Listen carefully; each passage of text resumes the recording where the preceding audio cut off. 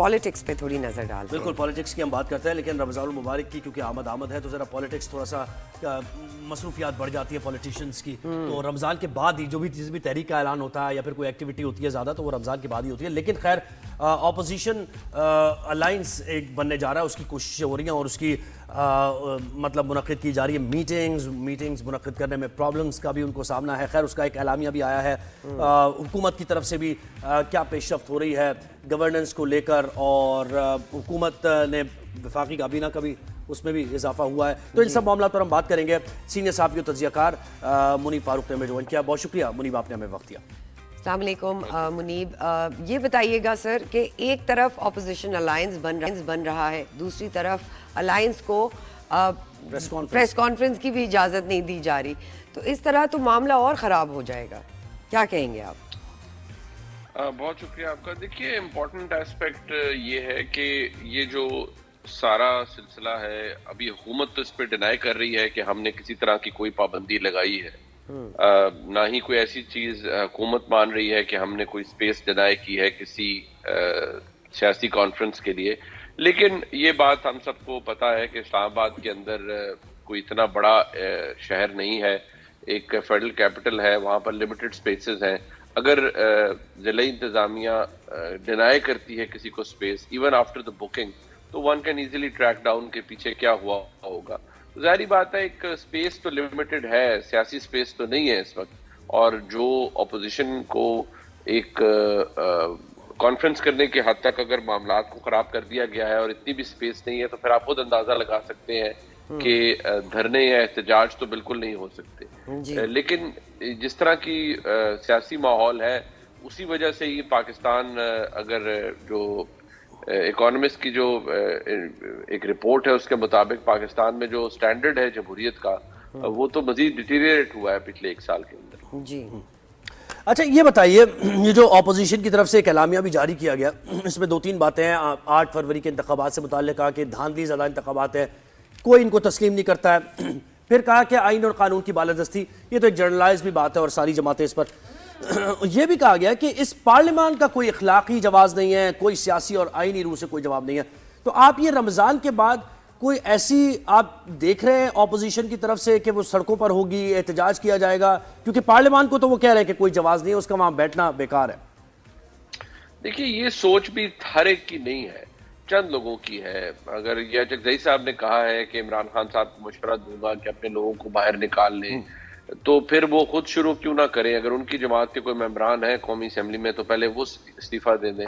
یہ کہنا آسان ہوتا ہے، کرنا بڑا مشکل ہوتا ہے. اور تحریک انصاف تو یہ حماقت پہلے بھی کر چکی ہے بحیثیت جماعت، جب انہوں نے اپنی حکومت پنجاب اور خیبر پختونخوا کی ختم کی اور اپنے ہاتھ کٹوا لیے. آج ان کی ایک بہت بڑی پریزنس ہے پاکستان کی تمام ایوانوں کے اندر، کیونکہ میں نہیں سمجھتا تحریک انصاف کو بالکل بھی ختم کرنی چاہیے. اور ایوان کے اندر، ایوان سے باہر احتجاج ضرور کریں اگر انہوں نے سیاسی طور پر خود کو کامیاب کرنا ہے. ہاں یہ علیحدہ بات ہے کہ اس وقت اپوزیشن کے پاس ان جنرل اور تحریک انصاف کے پاس ان پرٹیکولر کوئی لیوریج نہیں ہے اگینسٹ دس گورنمنٹ یا جو آج کے نظام کے خلاف ہے. لہٰذا میرے خیال میں کچھ عرصہ ابھی انہیں انتظار کرنا پڑے گا اپنے معاملات کو بہتر کرنے کے لیے. رائٹ. اور اپوزیشن اتحاد کی میٹنگ کا ایجنڈا کیا تھا؟ دیکھیے ایجنڈا تو بائی اینڈ لارج 2-3 چیزیں ہی ہیں. ایک یہ کہ ملک میں انتخابات منصفانہ نہیں ہوئے، شفاف نہیں ہوئے، وہ دوبارہ ہوں. سویلین بالادستی ہو، الیکشن کے اندر جو مسائل ہیں وہ ختم ہو، 26ویں آئینی ترمیم کو رول بیک کیا جائے. اس کے علاوہ جو اسیران ہیں جیلوں کے اندر بقول تحریک انصاف کے، ان کو ریلیز کیا جائے. ویرز گورنمنٹ تینوں معاملات پر یہی کہتی ہے کہ 26ویں آئینی ترمیم پارلیمان نے پاس کی، وہ رول بیک اس طرح سے نہیں ہو سکتی انلیس پارلیمنٹ اسے ریڈو کرے.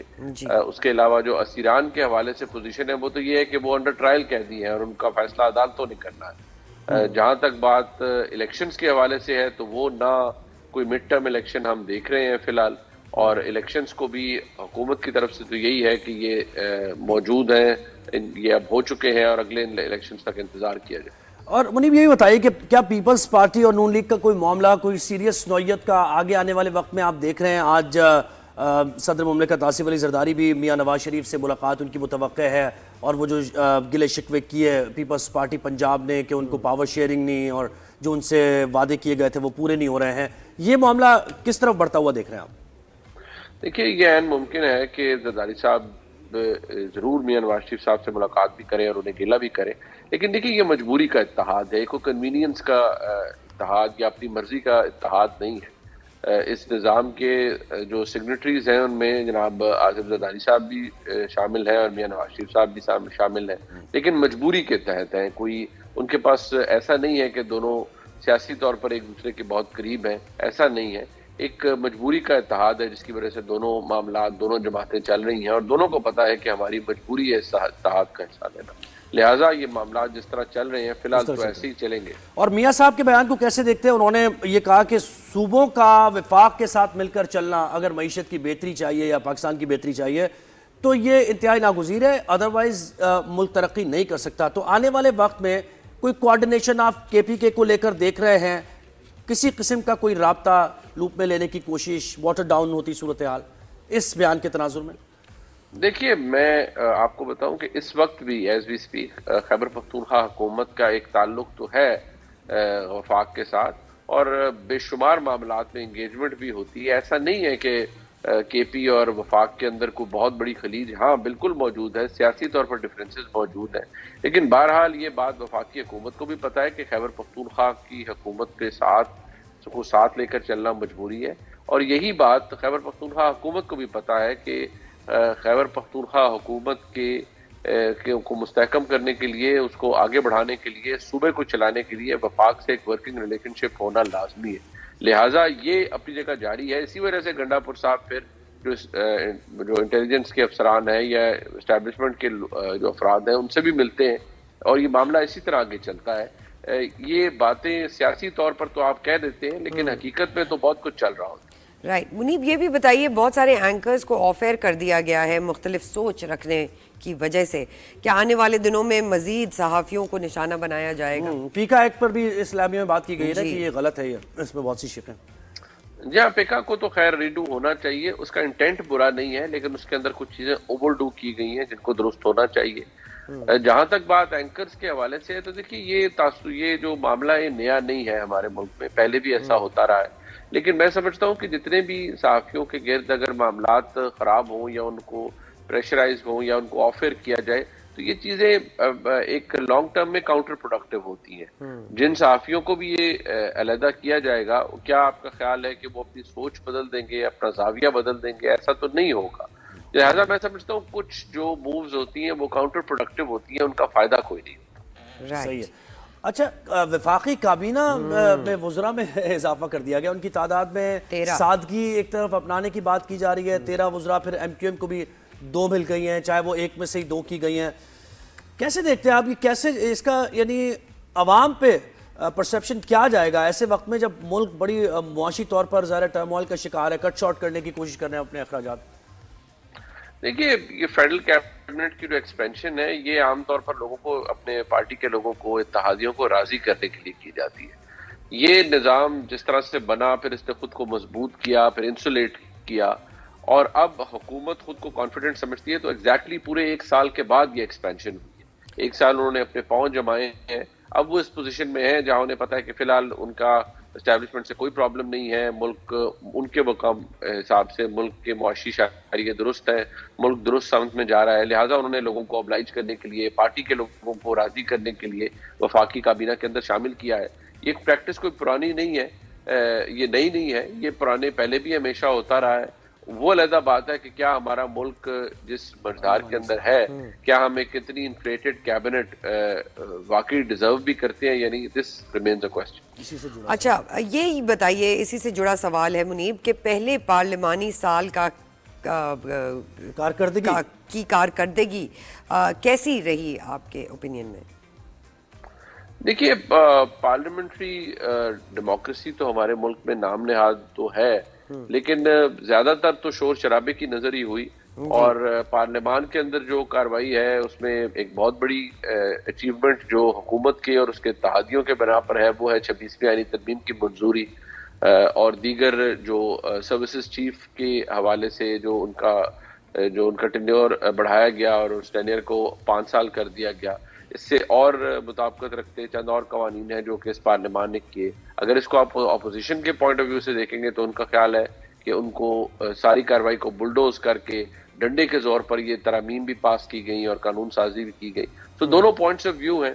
اگر دیکھا جائے تو دونوں کے اندر وزن اپنی جگہ پر موجود ہے. بہرحال پارلیمان ایک ہیپننگ ایئر رہا ہے پاکستان کی پارلیمان کے اندر پارلیمانی حوالے سے, اور ایک ایونٹفل ایئر رہا ہے. اچھا, اور آنے والے وقت میں آپ کوئی رابطہ دیکھتے ہیں پاکستان تحریک انصاف اور پیپلز پارٹی کے درمیان؟ کیونکہ Tehreek Insaf G D A سے تو ملاقاتیں کر رہی ہے, ان کے سیاسی حریف ہے پیپلز پارٹی کے, اور وہاں کوشش کر رہی ہے کہ تھوڑا سا سیاسی ٹرف ملے ان کو, وہ احتجاج کی صورتحال سندھ کے اندر بھی نظر آئے. کیا ہو سکتا ہے آنے والے وقت میں پیپلز پارٹی اور پی ٹی آئی کا کوئی نہ کوئی رابطہ کسی بھی سطح پر؟ نہیں, میں نہیں سمجھتا کہ فی الحال یہ ممکن ہے. شاید الیکشنز کے قریب جا کر یا ایسی کوئی صورتحال بدلتی ہے اور بنتی ہے جہاں آپ کو الیکشنز کسی ہوتے ہوئے نظر آ رہے ہیں, تو اس صورت میں پیپلز پارٹی ضرور اپنی پوزیشن کو ری ایویلیویٹ کر سکتی ہے. کیونکہ میں نے آپ کو جیسے پہلے عرض کیا, یہ مجبوری کا اتحاد ہے جو ان کا اس وقت پی ایم ایل این کے ساتھ ہے. الیکشنز کے قریب جا کر آپ کو اصل صورتحال کا اندازہ اس وقت ہوگا. جی. اچھا, کامران مرتضیٰ یہ کہہ رہے ہیں جے یو آئی کے کہ یہ جو سیٹ اپ بنایا گیا, اور ظاہر ہے اس انتخابات سے متعلق بڑے لوگوں کو تحفظات بھی ہیں, وہ کہہ رہے ہیں جے یو آئی کا سائز کم کر کے پاکستان تحریک انصاف کو یہ ووٹ دیا گیا, اور اسی وجہ سے ان کی میجورٹی بھی ہے, ایبسلوٹ میجورٹی ہے کے پی کے میں. تو کیا جے یو آئی کے ساتھ بھی یہ ہوا ہے؟ کیونکہ جے یو آئی کہتی ہے نا دھاندلی تو ہو رہی, پورے ملک میں ہوئی ہے, وہ یہ کہتے ہیں.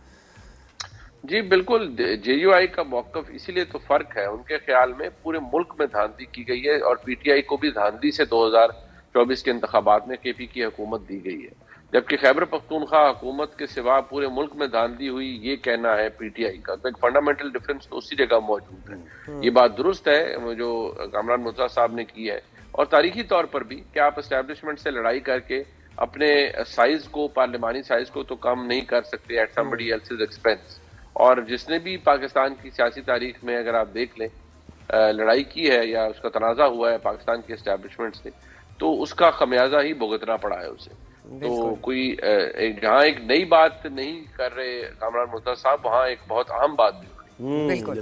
اچھا منیب, یہ بھی بتائیے, قومی اسمبلی میں حاضری کے تناسب سے اگر بات کی جائے تو سب سے کم پریزنس جو ہے وہ شہباز شریف اور حمزہ شہباز کی رہی ہے, یعنی صرف 5 دن کی.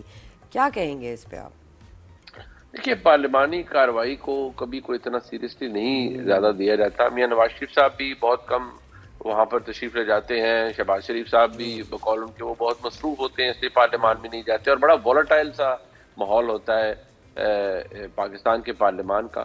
آپ کو یاد ہو پیپلز پارٹی کو یہ اعزاز حاصل ہے, یوسف رضا گیلانی صاحب بہت بڑی تعداد نمبرز کی تھی کہ وہ پارلیمان کے اندر جاتے تھے, اپوزیشن کو سنتے تھے, تنقید بھی سنتے تھے, گفتگو بھی کرتے تھے, انگیج بھی کرتے تھے. یہ پیپلز پارٹی کو یہ اعزاز حاصل ہے کہ ان کے وزراء اعظم نے پارلیمان کو وقت دیا ہے, خاص طور پر گیلانی صاحب نے بہت وقت دیا, جبکہ باقی وزراء اعظم نے نہیں دیا. اور بہت سے لوگ تو شاید اس میں انٹرسٹڈ بھی نہیں ہوتے, لیکن وزیر اعظم پاکستان سمجھتے ہیں کہ ان کی بہتر وہ اس ٹائم کو زیادہ کہیں اور یوزفل اس کا یوٹیلائزیشن کر سکتے ہیں, اس لیے وہ نہیں لاتے. اچھا, رمضان کے بعد آپ بانی پی ٹی آئی کا کوئی کچھ دیکھ رہے ہیں پلان آف ایکشن, کیا ممکنہ طور پر ہو سکتا ہے؟ دیکھیے, فی الحال تو معاملات میں ایک سٹیٹس کو کئی سٹیٹس ہے, کوئی نئی تبدیلی تو ہم نہیں دیکھ رہے. باقی پریڈکٹ تو ہم کچھ بھی نہیں کر سکتے اپنے ملک میں سیاسی طور پر. کچھ منیب, میچ دیکھا آپ نے؟ میچ میں کیا تاثرات ہیں آپ کے؟ دیکھیے, میرے تاثرات وہی ہیں جو آپ کے ہیں کراچی میں بیٹھے ہوئے. میں خاص طور پر بھارت اور پاکستان کا میچ تو اس لیے نہیں دیکھتا, اور آف لیٹ میں نے دیکھنا چھوڑ دیا کیونکہ انگزائٹی برداشت کرنے سے بہتر ہے کہ آپ نہ دیکھیں اور نہ ہی اپنا موڈ خراب کریں. صحیح بات ہے. بہت شکریہ. سینئر صحافی و تجزیہ کار منیب فاروق نے ہمیں جوائن کیا اور سارے معاملات پر اپنا تجزیہ پیش کیا. پارلیمان سپریم ہے, لیکن پارلیمان کو وقت نہیں دینی, وہاں آنا نہیں ہے. بالکل ٹھیک ہے, جہاں سے سارے مسائل کا حل ہوتا ہے, عوام کی ریپرزنٹیشن وہاں پر ہے. لوگ ووٹ دے کر آپ کو بھیجتے ہیں کہ جائیں, روز جائیں بھائی, بات کریں, آئین سازی, قانون سازی, جو کچھ بھی ہے ہماری بہتری, وہاں پریزنس. کانٹرڈکشن ہے بہت بڑا یہ جناب.